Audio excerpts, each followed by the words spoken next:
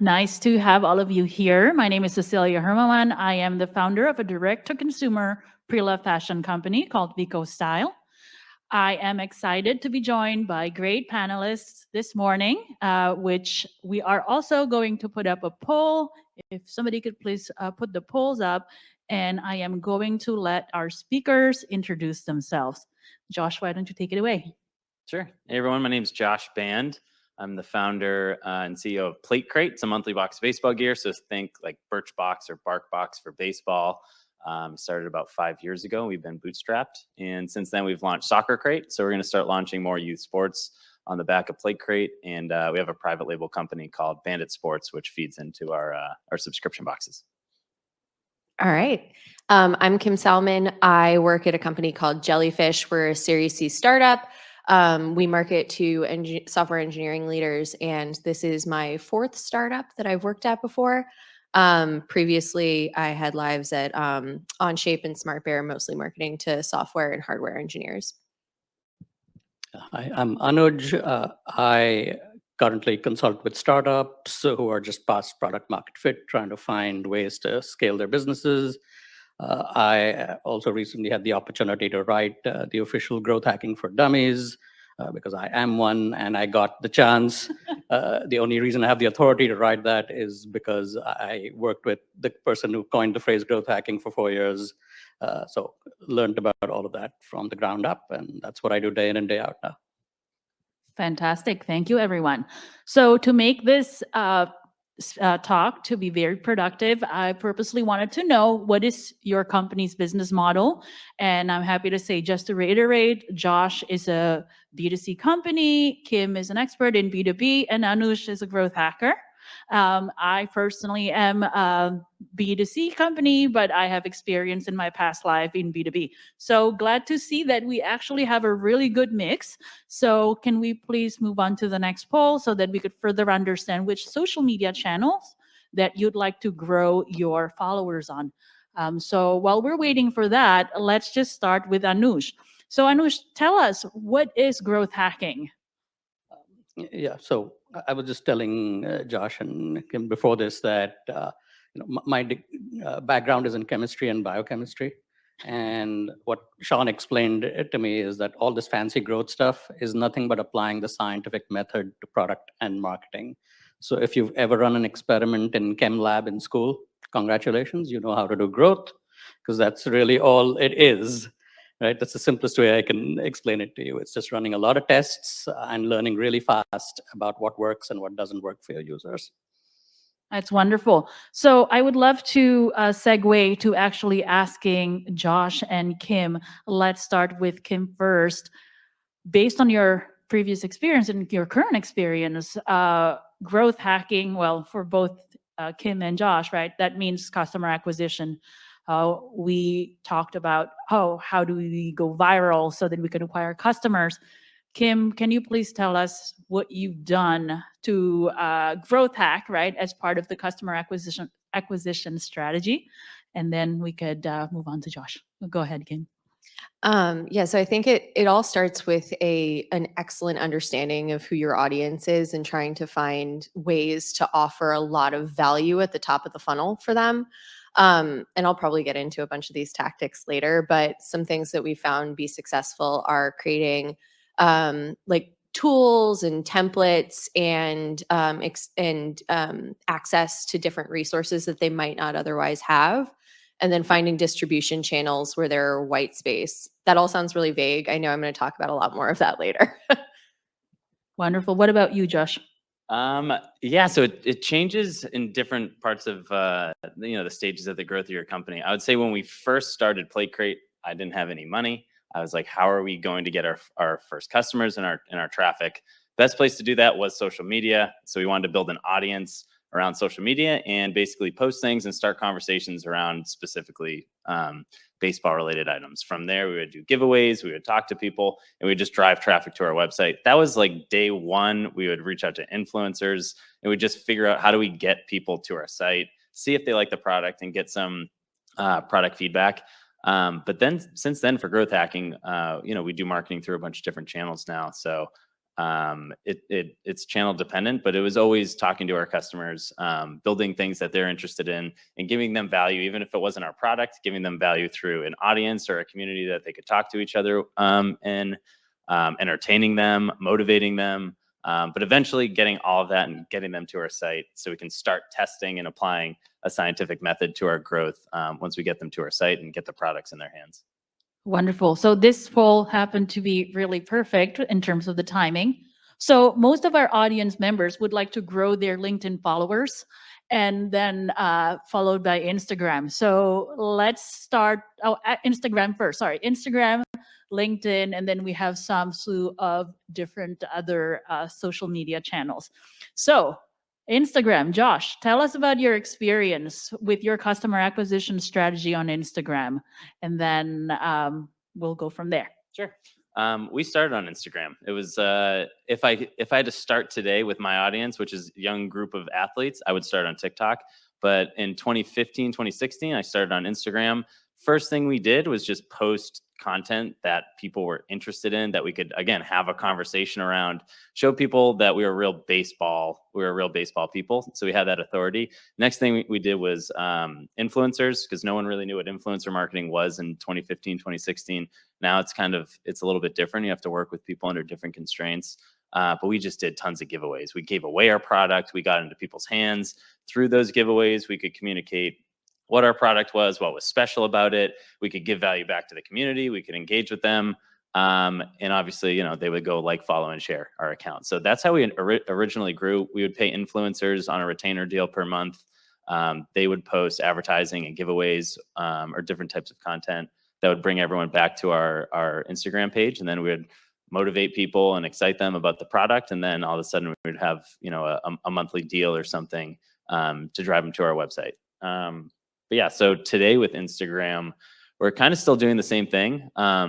We're finding a ton of value in partnerships. So we've been doing a lot of partnerships with other companies around the same following or bigger following, creating experiences around custom boxes that are, limited, and we'll co-brand them together, and then we'll actually promote them together. So the partnerships have been huge for us, because you're not just reaching your audience, you're reaching their audience as well. And it's kind of like a 1 + 1 = 3 scenario. And then making sure, it's kind of like a weird word, but like harvesting all of that information and data, getting people to a nice landing page or to your website so you can get their email or their mobile number. That's wonderful. Thank you, Josh. Kim, can you please tell us about your customer acquisition strategy on LinkedIn? Yeah, absolutely. So we spend the vast majority of our paid social budget on LinkedIn, and we really even just started with a full funnel marketing strategy. I think that's really important. So at the top of the funnel, we do a lot of overview videos. The LinkedIn algorithm really values native video. We also do a lot of content, and we've experimented at the top of the funnel with LinkedIn lead gen forms, and also moving traffic directly to our website for the sake of retargeting. The middle of the funnel, we do retargeting mostly to convert on a demo request form. And at the bottom of the funnel, we do a lot of like dollars for meetings campaigns, $25 sort of DoorDash gift card through InMail, sponsored InMail, or sponsored conversation campaigns. That's what the content structure looks like right now. We're continually adding some small tests to try and make sure that everything is as optimized as it could be.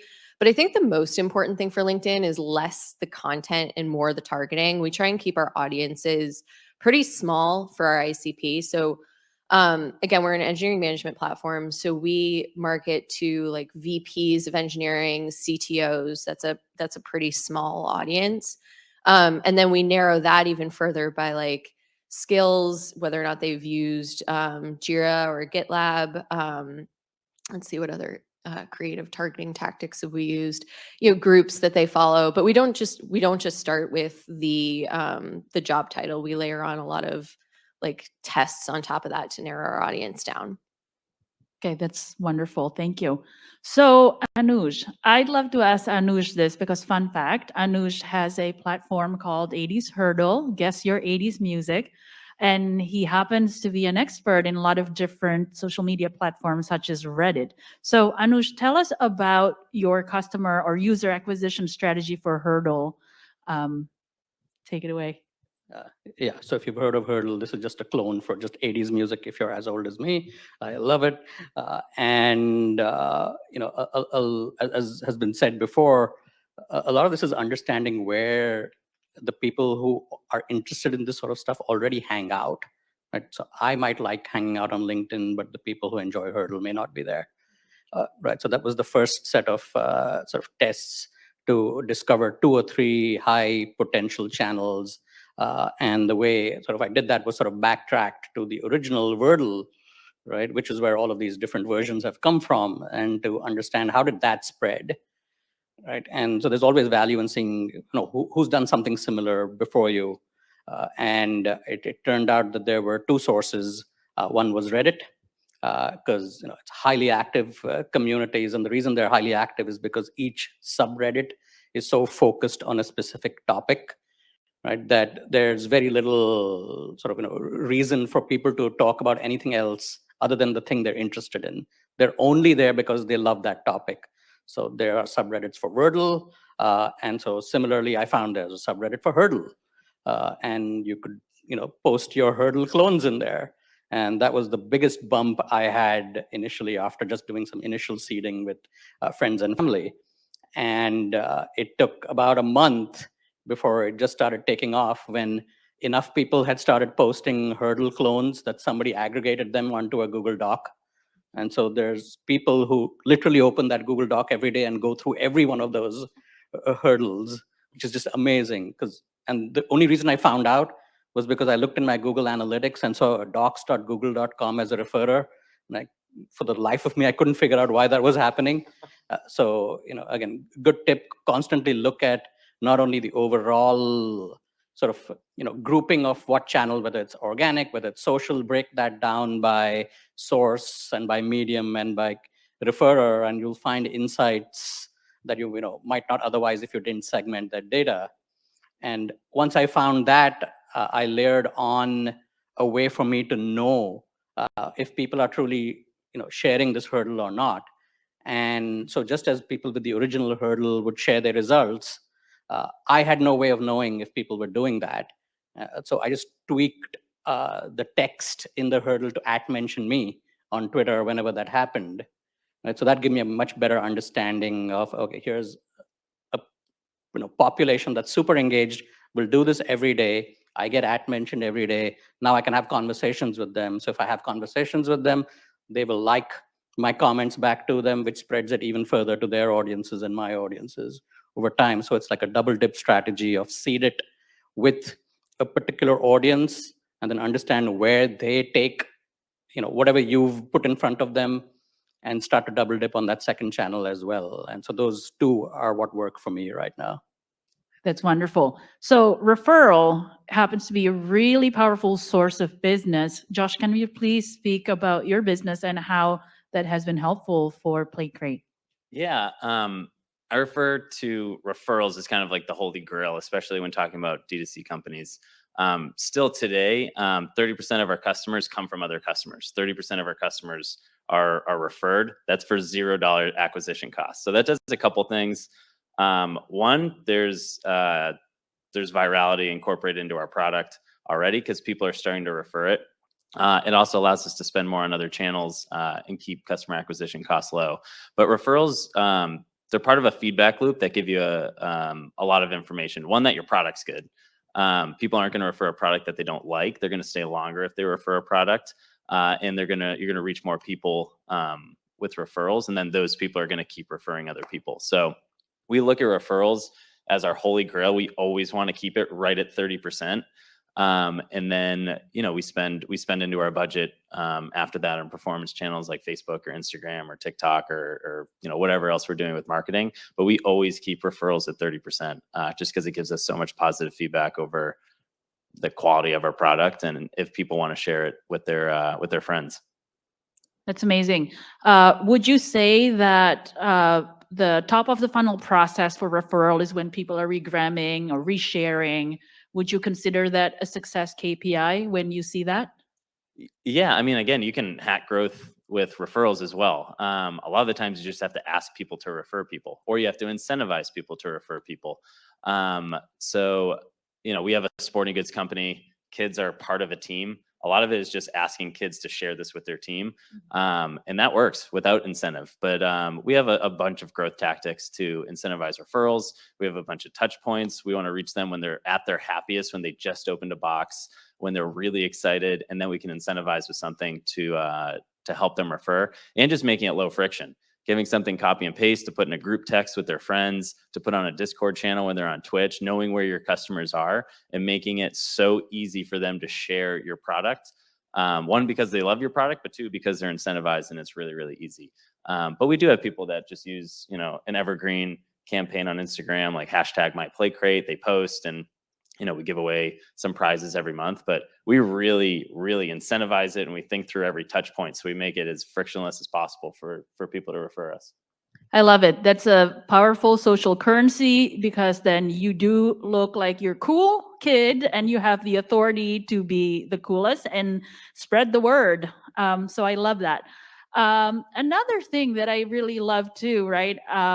Kim mentioned to me about this, which I think it would be very insightful for those folks that are selling or marketing to B2B audience. What are the things, right, to be scrappy in order to acquire customers outside of being viral? Yeah, sure. So again, we start with a really intimate knowledge of our audience. That's been really important for me. I've been marketing to either software or hardware developers for 10 years and now leaders of those teams. So we really try and think pretty intimately about what their challenges are. And in the case of software engineering leaders, they usually come up through the engineering track rather than the business track. So their challenges have a tendency to be communicating with the rest of the C-suite, and having the tools to understand where their teams are spending their time.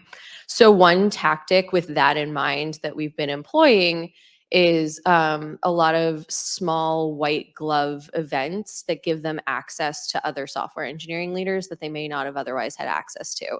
So we ourselves are not creating the content there. They themselves then become the content, and it's just our job to bring them together. And to that end, it's just creating a lot of like really helpful, useful content and thinking about what they might need in their new role. So another example of that is I think the best performing piece of content that we created in the last year was a template of board slides and KPIs that engineering leaders can present to their board, because this is a particularly new responsibility for them, and they may not already know how to do it. We have other tactics like that, but for us, well, yeah, I wouldn't really call it growth hacking, but we've found success in trying above all else to just be incredibly useful, even when it's not about our product.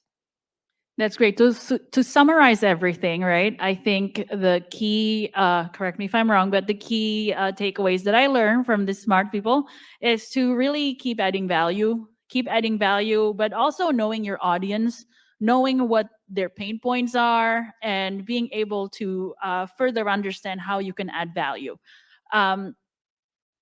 The thing that I also love, when I talked to Josh a few days ago, he said he's treating the messaging differently for his economic buyers versus his end users. So Josh, tell us about that.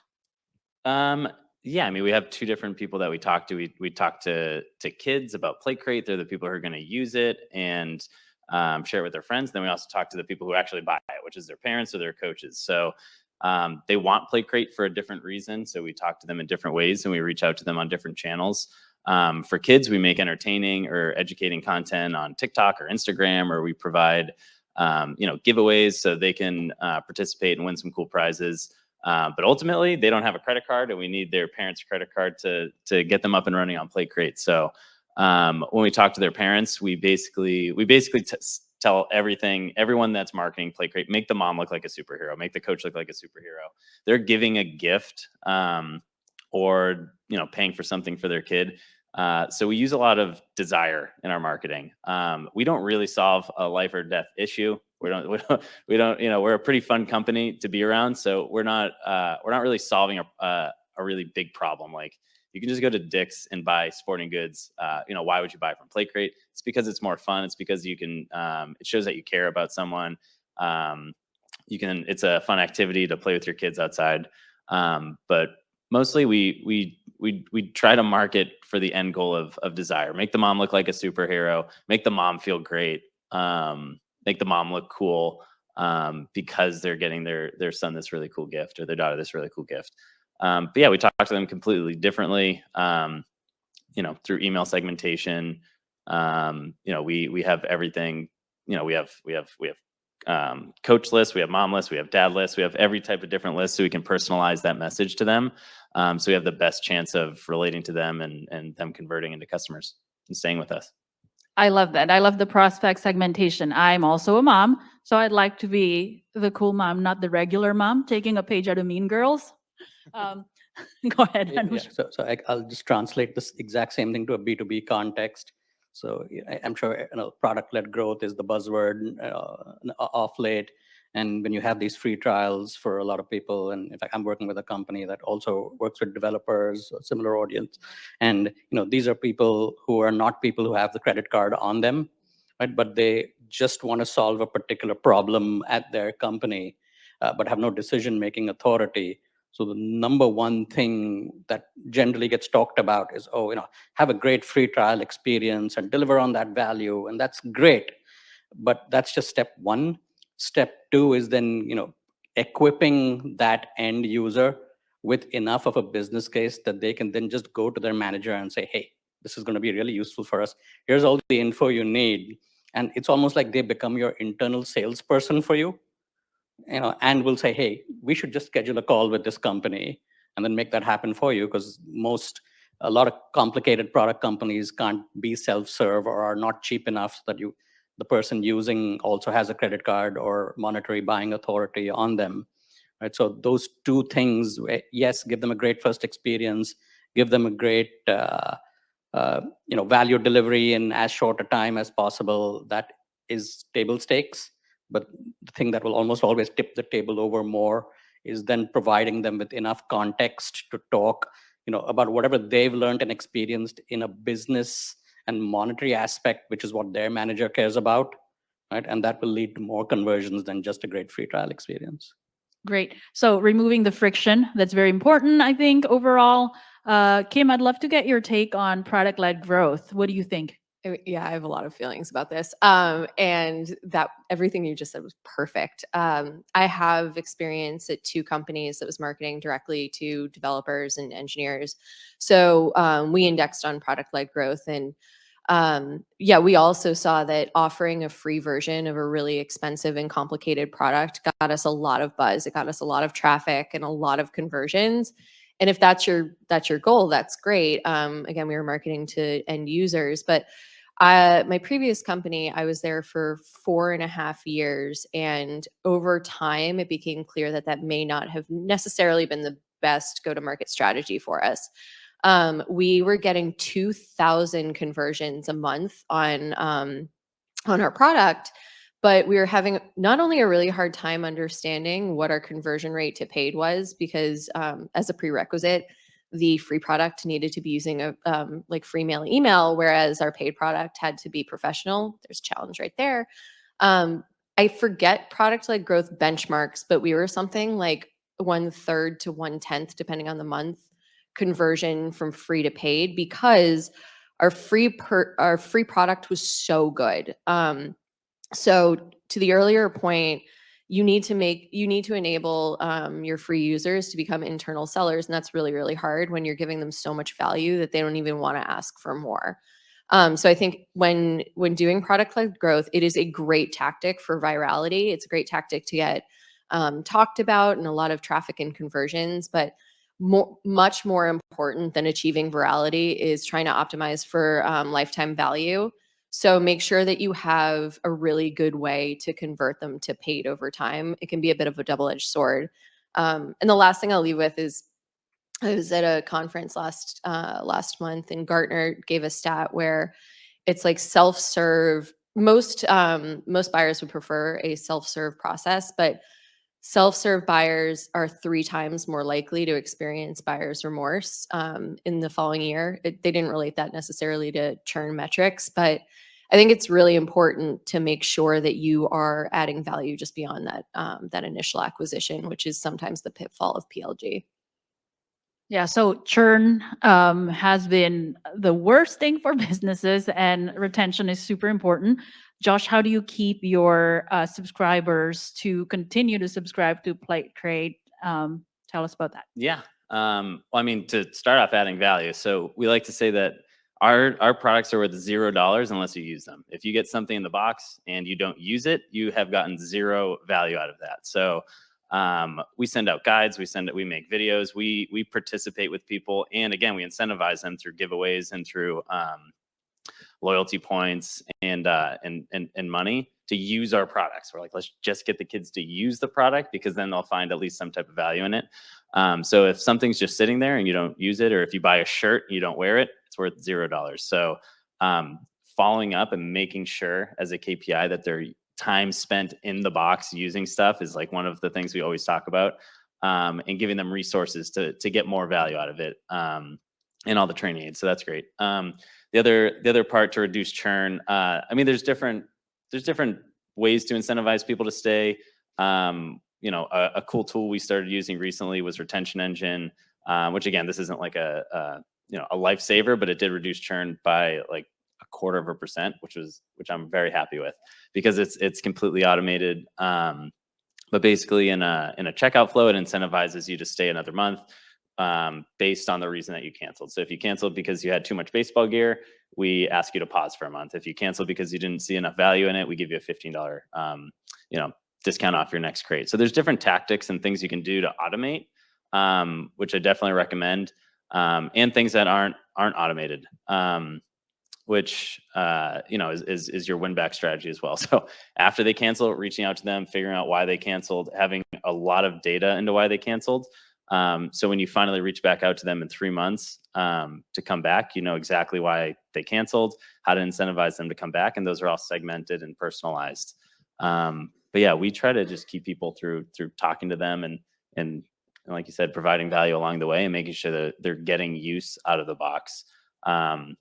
But we have done interventions as well. So we sorry, I think about this stuff all day, every day, and we've tried so many things. So we see a big churn drop off after holiday, 3 months after holiday, because we have 3-month subscriptions. So February, we see like a massive drop off in churn, like huge, because people are buying gifts from December and in November, and they don't want to continue with this gift subscription. So what we did is we sent out an email, we split tested, we sent out an email to one group of these people who bought, and we said, if you stay for another 2 weeks, we're going to give you $25 off your next crate. It's automated. Just don't do anything. Just stay.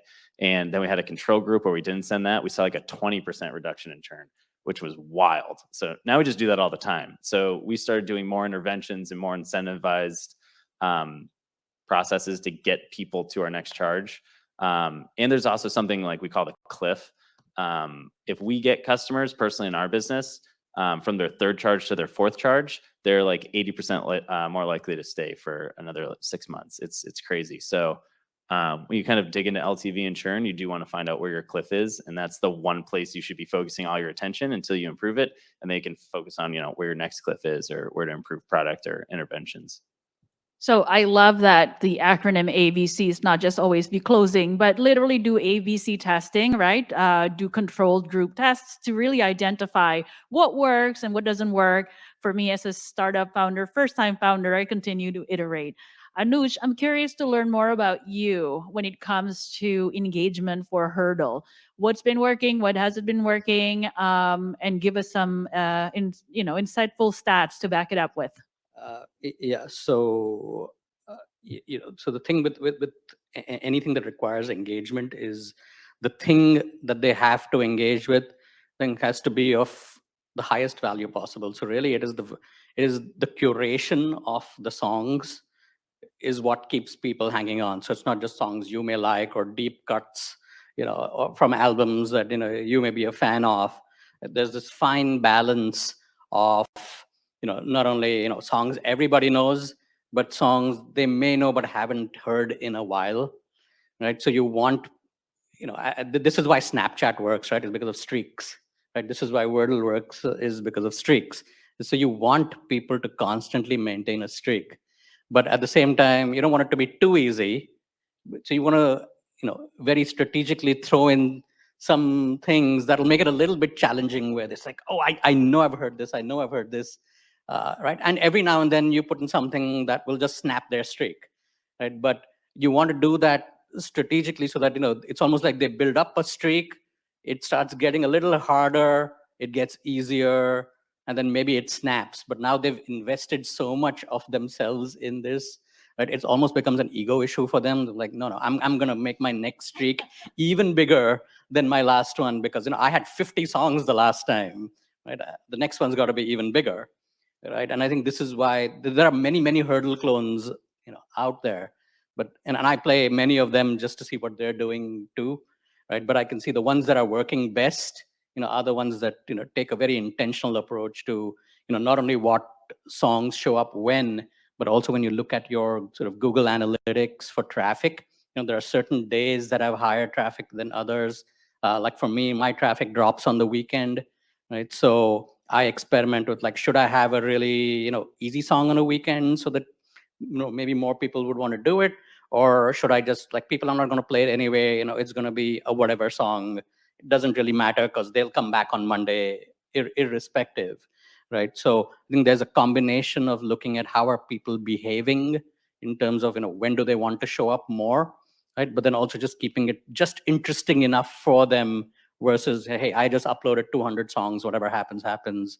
There's a level of intentionality behind how you want them to engage day over day and week over week. And this is true whether it's this hurdle thing or whether it's some B2B SaaS app. It's the exact same thing. You want to be crystal clear as to what do you want their day one experience to be like, what do you want their week one experience to be like, their month one experience to be like, because, and this is one of my favorite stats, even though it's outdated from B2B, but there was a study of the App Store, of the Android App Store, done, I think, 2016, 2017, and they found that 90% of the apps, or 70% of the apps lost, no, it's the other way, sorry, 90% of the apps lost 70% of the users after their first day. Right? So you've put in all of this money into paid marketing and generating virality, and 7 out of 10 people are just gone day one. Right? And then the study went further on, and they found that 2 weeks down the line, they lost 90% of their users, right? So just 2 weeks, 9 out of 10 people gone, right? So the moral of the story there was the right time to be thinking about retention is not a week later, 2 weeks later, a month later. It's to be thinking about it on day one, because that is the biggest determinator of how long people will hang out. That's great insight. Kim, what's your experience in terms of B2B strategy when it comes to extending the lifetime value that you'd like to add?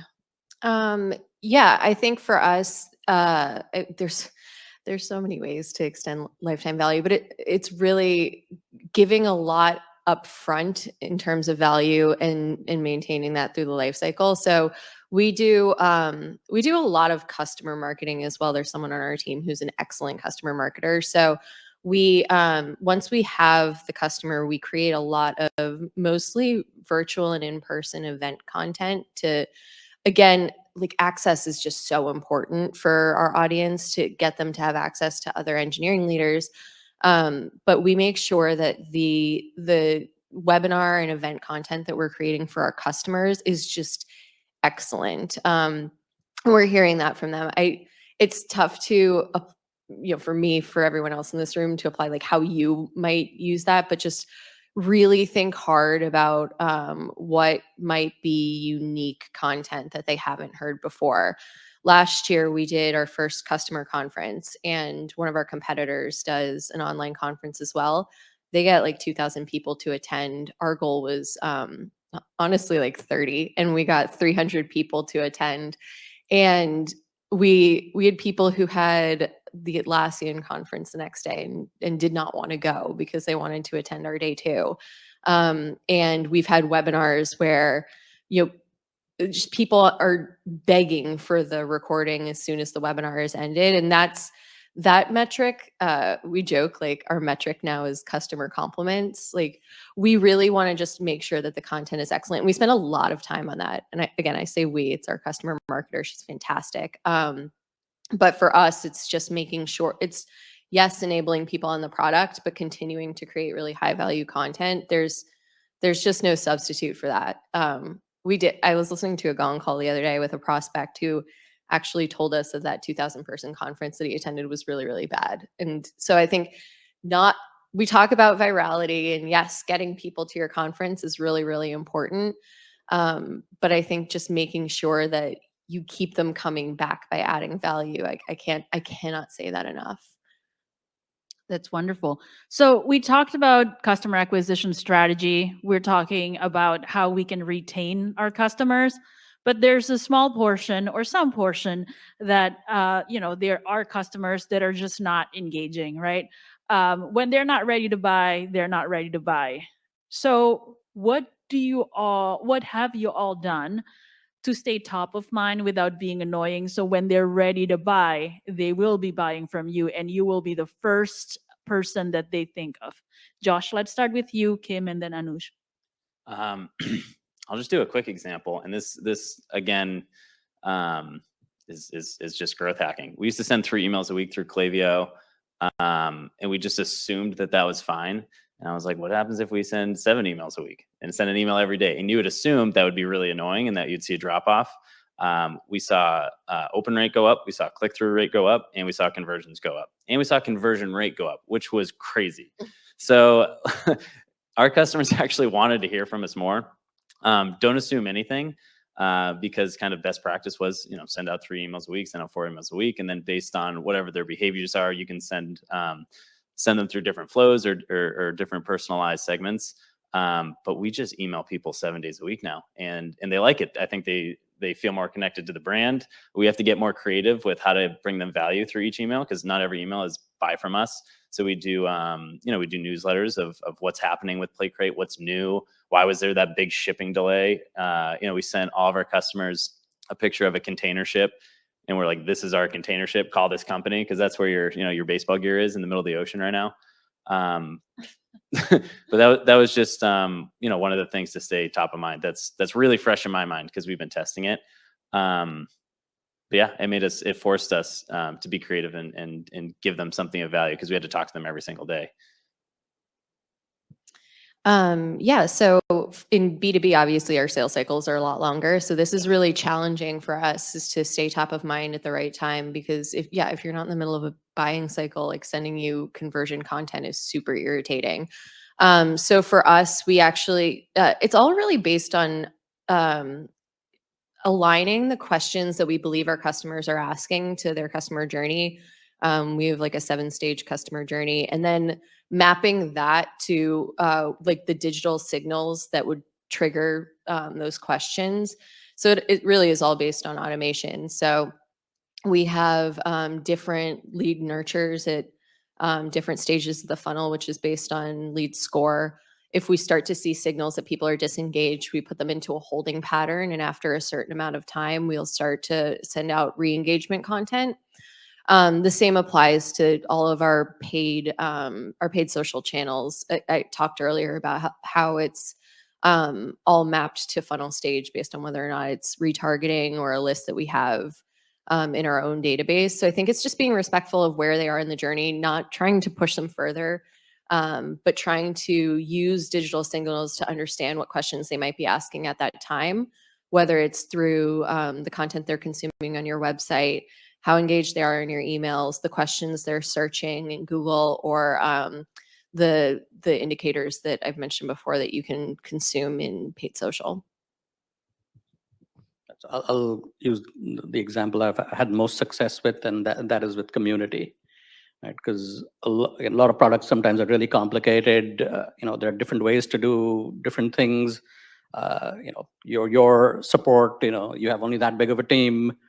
So leveraging other people within the community, to just help each other out, it is probably one of the best ways to, well, not only stay top of mind, but when you see other people that are doing similar things and are able to achieve the kinds of things you're able to achieve, right? Even if you're not doing that thing right now, oh my God, here's a place I can keep going to sort of level up myself. And even with the community, you don't need to even have people come back daily. When I was at Growth Hackers, we had so many conversations going on every week, so much content being submitted every week, that literally I had to spend maybe 6 hours starting Sunday night and going into Monday morning trying to curate an email of the 10 to 12 best things of the hundreds of things that showed up every week, right? But that was such a high value email that even people who never showed up regularly, that one email was the trigger for them to keep coming back. And we used to constantly hear that, hey, love the community, just never had the time to come back, but I have saved every email for the last 2 years because I know everything I want is going to be in those emails, right? And so we knew people were going to open them, no matter what. Even if they didn't click through and come back, they knew to expect, and we tested out the best time that, Monday, 3 p.m. Eastern, this email was going to go out, and they was just sort of almost got trained to expect this, sort of almost micro event in their lives, and they knew it was chock full of value and would spend a certain amount of time. We could tell through all the click-throughs, even though they say with emails, oh, have one CTA, have one focus thing. Like we literally had like 20 links in there and they were all getting clicked. Right? So, I think that the point is, and I think this almost goes to Josh's point as well, with, there's nothing like too much email. It's like people don't really have a problem with email. They have a problem with shitty email. Right? So you absolutely should, experiment with, email as a retention tactic, and a way to keep yourself top of mind. Mm-hmm. Yeah. Can I jump in one more second? Yeah. Our highest converting email is our newsletter email, and we don't have any call to actions in it. We don't have any discounts in it. It is literally just what's going on in our business, and people love it. And it's our highest converting email. And I mean, we can't send that every day because we send it once a month. But people, I thought that was like the dumbest idea, and we started sending it out and writing it and showing pictures of, obviously, like dogs and babies always get likes. So we show pictures of all the dogs in the office, and it's our best email every month because people know who we are. It gives us authority. It shows that there's a face behind it. And to Anusha's points, you're the steward of your own community. If you're not engaging with them and you're not asking good questions and you're not giving them good answers, they're not going to just talk to each other at random. At least that's usually the case. And that's kind of the difference between building an audience and building a community. An audience, you're talking to people. A community, people are talking to each other. I would like to second that when it comes to building a community.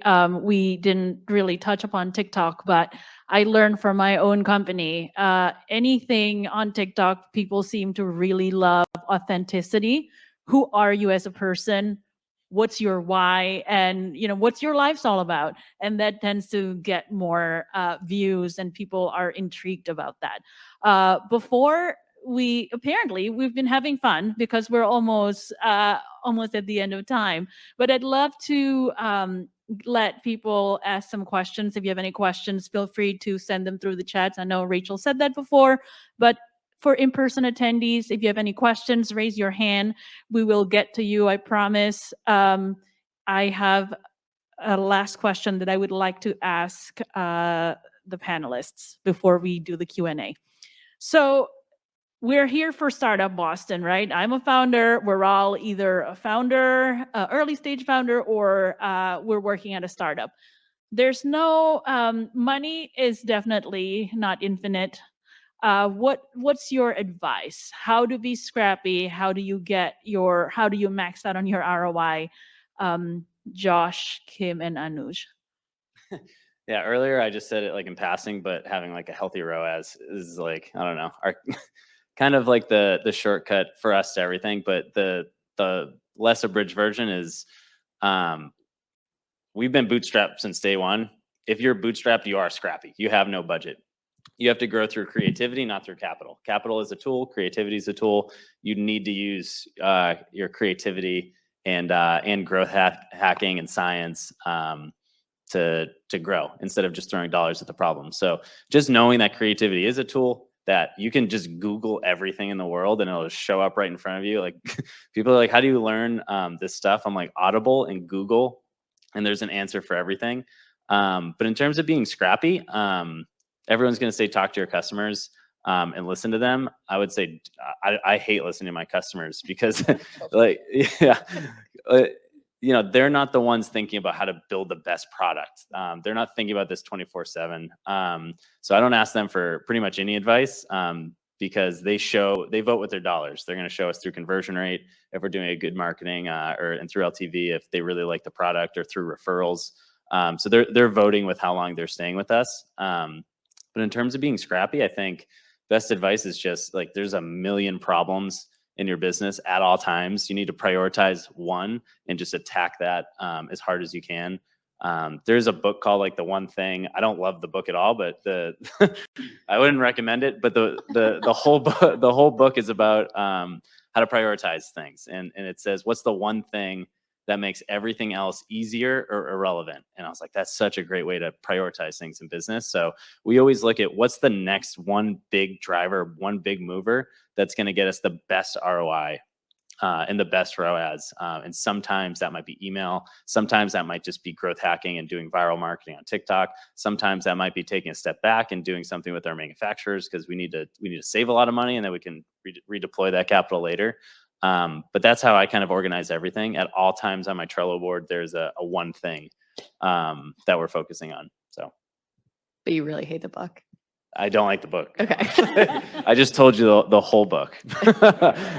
Yeah. But we all love Growth Hacking for Dummies, okay? So much. Great book. I read it every night. Yeah, me too.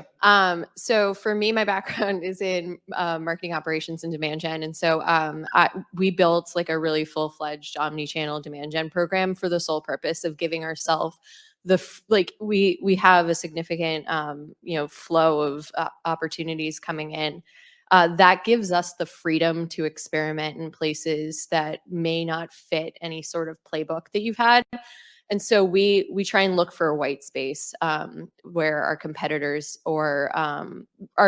may not be reaching our audience, or our audience may not be reached. So, for example, this isn't marketing, but everyone will tell you cold calling is dead. Cold calling is not dead.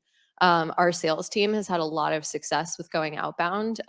They're very creative. They're very good at identifying appropriate target accounts. And one of the ways that they have found success with that is just one scrappy tactic is they find lists of all our common investors or our customers that have common investors, and they reference those in all of their cold calls and outbound emails. I know I spoke earlier about these intimate, smaller events, but that's another piece of white space that we found that our competitors aren't really engaging in right now. Yes, and like the industry is also going away a little bit from gifting.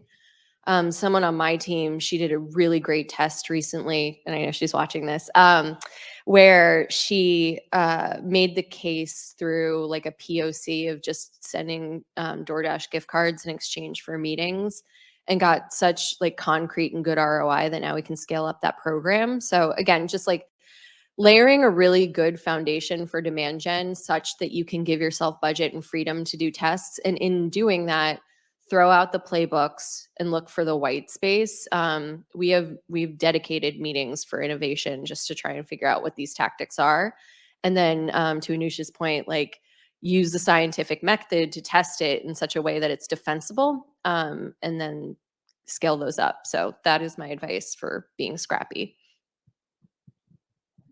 I actually do like talking to users, but no shade. Here's the reason, right? Is because especially in the world I live in, people over-index on their analytics a lot, right? And the problem with all those numbers is they just tell you what happened. They didn't tell you why it happened.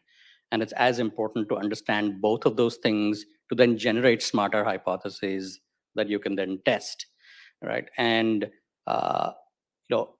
the sort of approach that for me that's worked is literally every startup itself is a hypothesis. And that hypothesis is built on many other smaller hypotheses. So literally everything I do or anybody I work with, I have them do is if whenever you think we should do X, is if you literally just ask the person, think, okay, tell me your hypothesis for why. I promise you 90% of what you think you should do will go away. And you will then focus on, as you said, the potential one thing that really matters the most, but just adding in that additional friction of, so, walk me through the, literally like your high school hypothesis, right? Say what you just told me through the, in the format of, if we did X, we expect to see Y measured through Z. And I promise you 90% of the people will walk away and never come back. And that's as important, for you to filter out the things not to do or the things that don't have good reasoning behind them, right? Because then you can focus all of your time, money, energy on only the things that you've actually rationally thought about, with the backing of whatever data you've pulled out of your analytics, whatever understanding you've gotten, from your customers about why they do what they do. And if nobody's seen the product market fit survey that Sean Ellis has created and was popularized by, I think, the superhuman people. It's at pmfsurvey.com. Even if you're not a product market fit, type startup and a later stage startup, the questions in there are still super useful to qualitatively help you understand, how do people find you? What's the primary benefit they get from, using your product? What kind of person do they think your product would most benefit? And instead of breaking your head, trying to figure all of this out, you get basically the holy grail of marketing of, how do people find you? What message should I give them, and who should I target? And that sort of gives you a much quicker and cheaper way of then testing out channels and messages and audiences, that may potentially hold value for you, versus everybody having opinions and feelings that may not matter. Let me give you a pro tip. So you all should connect with Anuj after this. If you're a B2B marketer, send an email that says, hello, is it me you're looking for? By Lionel Richie, and send a link to Hurdle. That might be effective, just saying. So with that said, let's open it up for questions. Rachel, I know we have one question from a hybrid attendee and we have one in-person question.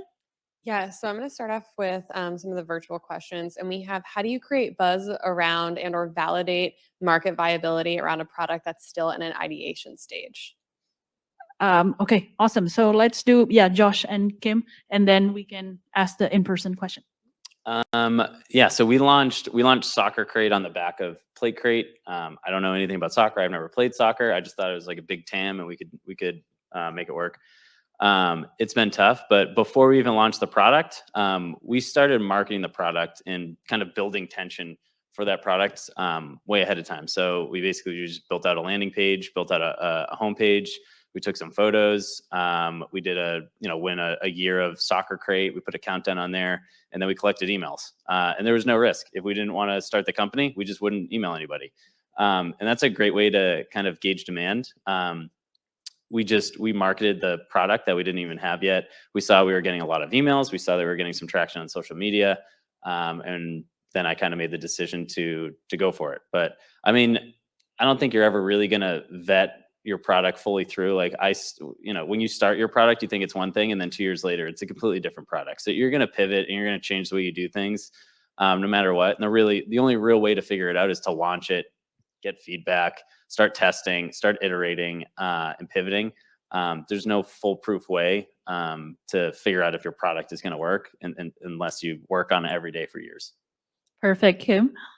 I'm actually going to punt on this question because I usually start startups at Series B. So I join them once they do have product market fit. I can speak to like the event that we had last year as an example. We did like that was a product within the marketing team. And what we did to validate whether or not that was going to be useful is we spoke to some of our best customers and just asked them, what's the content that you want to see? And we started there. Whereas I'm really not trying to bash on our competitors. I can tell how they did this was they started with big names at big companies to draw people in, and that we sort of did the opposite. Was we started with like what's what's the actual content that you would want to see, and then we built that regardless of who was speaking about it. Great. Now we literally have a few minutes left. So the in-person attendee, please tell us your name and what's your question. Okay. My name is Malloy Kundu. I have a question about for B2C. So with communities, do you suggest building your own community with your, well, again, specifically I'm thinking like TikTok, Instagram, YouTube.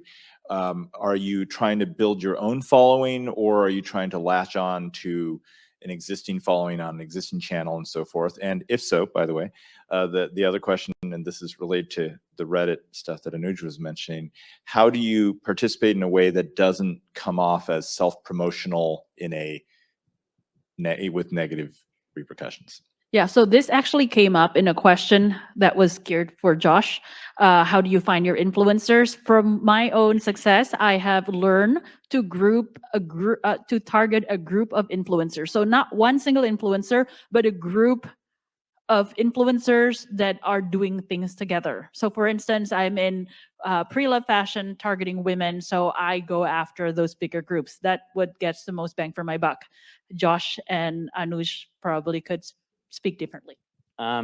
Yeah, I mean, D2C, build your own brand, build your own audience for sure. It gives you a lot of control over, what people see.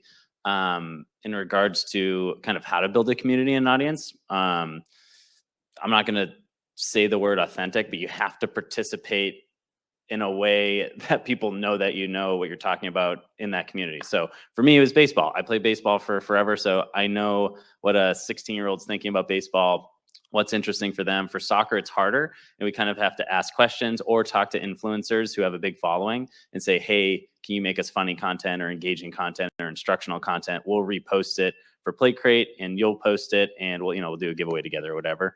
But you have to be a participant in the community, and you have to be posting, your own content. So something that worked for us is we would post content and it would get shared and it would go, sometimes it goes viral, sometimes it doesn't.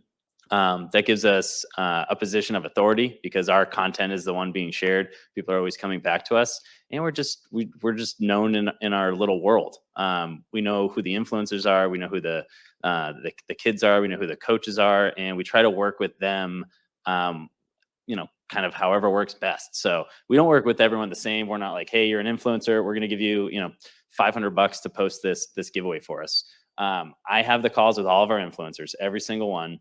I say, who are you? What are your goals? Are you trying to build a business? Are you trying to build content?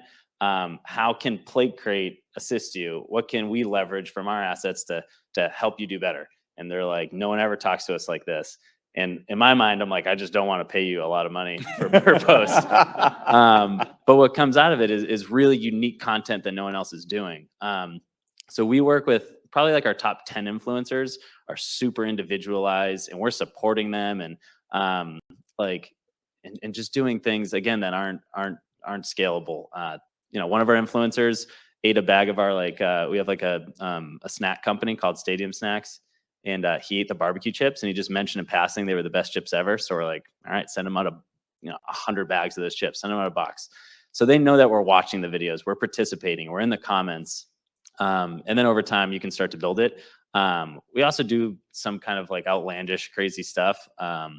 If you go on our TikTok after, you'll be like, Josh is a totally different person outside of this conference center, because we're doing skits and we're doing, things to show people that we really get them, and comedy and a sense of humor is a great way to relate to people. So yeah, I mean, to bring it kind of full circle with your community is you have to participate, and you have to be an actual participant. You have to know what that community is thinking, what they're about. Anush said he was part of Reddit. Like, that's pretty much what Reddit is. It's a community of people that talk to each other about specific things. But yeah, you can do it on TikTok. You can do it on YouTube. Our content strategy, which is pretty much everyone's D2C content strategy, we have kind of this like hero piece of content. So right now we have like a mini doc series called In Pursuit. We're interviewing our influencers, which is really flattering for them because we're telling their story in a 3-part series. They post it. It's presented by us. We're doing giveaways after that, but then we're posting it on TikTok, on Instagram, on YouTube. We're breaking it up into reels and shorts for every single channel, and then we have different calls to action. And then anything that works, we're gonna just put a little iteration on it and see if we can get it to work 2 times, 3 times, 4 times, 5 times. Yeah. Great, thank you. Rachel, I know we're out of time. Can we go over a few more minutes, or we have to stop? Yeah, so I'll just do some housekeeping things. Currently we are at time for that session. That being said, there was one scheduled to occur after this. Unfortunately, there's been a family emergency with that speaker, so that session won't be occurring here. That being said, we do have a session at 11:45 that is going to be held at Mass Challenge for those of you that are here in person. That's called Lightning in a Bottle or Broken Glass, Lessons Learned from Previous Investments. And that's with Paul English, who is actually the founder of Kayak. So that's right across the street if you're interested in that. That being said, if you folks have a little bit more time, we can certainly potentially answer more questions here. And that's totally up to you folks in the in-person audience. And I do know I just wanted to pop up this slide, which actually has all the contact information. So for any of our virtual attendees, if you weren't able to get your question answered, these are all of our speakers' contact information. So I'm sure they'd be happy to answer any questions if you reach out to them there, follow them on socials, help them in their journey to virality for sure. But yeah, that's sort of the modus operandi for right now. So if folks are willing to stay and the speakers are willing to answer a few more questions, happy to do that for sure. I personally can stay, and just like every good viral or social media content, here's our CTA. Follow us. So Anuj, if you would like to answer the question about earlier about the D2C. Yeah. So, I think this is the half cringy thing to say, and it's not even mine. But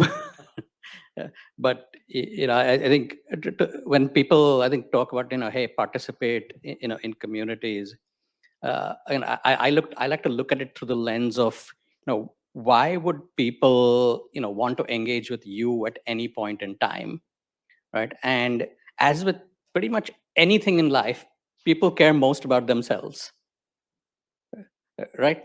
And so and almost, I think, pretty much anybody on the planet, what they love the most, right, are being asked their opinion, right? So I think even if you quote unquote didn't want to be authentic, right, if you just asked people questions, even if you pretended to be completely dumb, right, even if you know the answer to the question, right, just ask people questions, because people love giving you their opinions, right? And by doing that, what you do is make those other people interesting to everybody else in the audience. And all you've done is ask a question, right? But you are the channel through which everybody else becomes interesting, which by definition makes you a very interesting person, right? And so that's sort of the strategy I employed when I first found these sort of hurdle subreddits. I literally just asked questions, participated in those discussions. But the thing that gave me the bump was that because it was such a focused hurdle related subreddit, it was okay for me to say, hey, I built this 80s hurdle, come check it out. And that was fine. And the thing I did, which Reddit does not like, but I did it anyway, was sort of put, tagging. So I tagged the link to my hurdle with UTM parameters I could see in Google, right? And somebody actually called me out on it and said, hey, you're marketing. I'm like, I'm not selling you anything. It's an 80s hurdle. I'm just trying to track it, right? And that's fine. And the person went away because, Reddit likes, to cause noise whenever they can, right? But I know that that is the thing that, is generating traffic, for me from Reddit, because regularly when I look in my analytics, the path to the hurdle is through that one specific post that I tagged, right? And that post in Reddit, Reddit allows you the ability to have one pinned post, right? And that's the one I've pinned, right? There is literally no reason for people 3 months down the line to come see that post, right? Unless they're checking out my profile. And the only reason they're checking out my profile is because I'm engaging with them in a way that makes them want to ask, like, who the hell is this person? Right. So again, so just make other people look good right? And by definition, you will look good. Wonderful. Well, thank you everyone for tuning in.